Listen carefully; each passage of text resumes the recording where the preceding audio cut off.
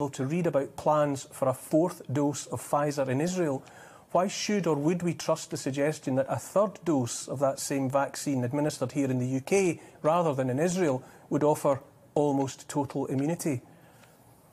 Much of the legacy media is already drooling at the prospect of the reintroduction of restrictions to our lives.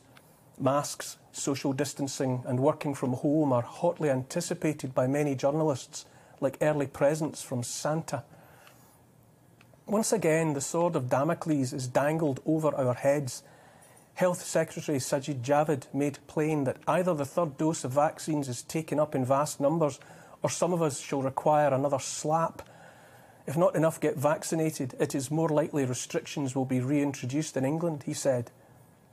It was only relatively recently that I learned our leaders have, since 2010, been making use of something called a Behavioural Insights Team, known unofficially as the Nudge Unit. It openly, and without causing our leaders the merest blush of shame, seeks to influence public thinking and decision-making in order to improve compliance with government policy.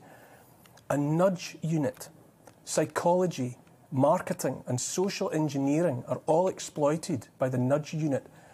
We're not alone in being nudged. All around the world there are other governments with nudge units in North America, Asia, throughout Europe and Australasia. Teams of psychologists and other specialists expert in nudging, open brackets, frightening, close brackets, unsuspecting populations of law-abiding citizens into doing what the governments want. I ask myself if our leaders even like us.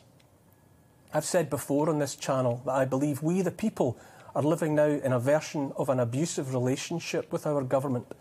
Words I do not use lightly or to cause offence. Behavioural Insights Team, Nudge Unit. If your partner was using mind games and other psychological tricks to make you do what he or she wanted, always with the undisguised threat of unhappy consequences should you fail to comply or submit to those wants, you'd be right in thinking you were in an abusive relationship with that person.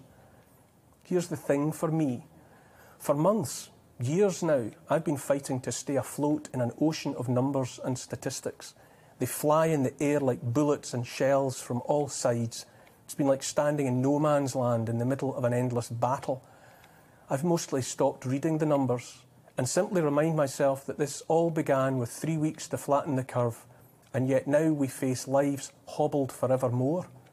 So, in no particular order, I no longer trust a great part of the political class, scientists, medical professionals, the judiciary, the media, and others besides.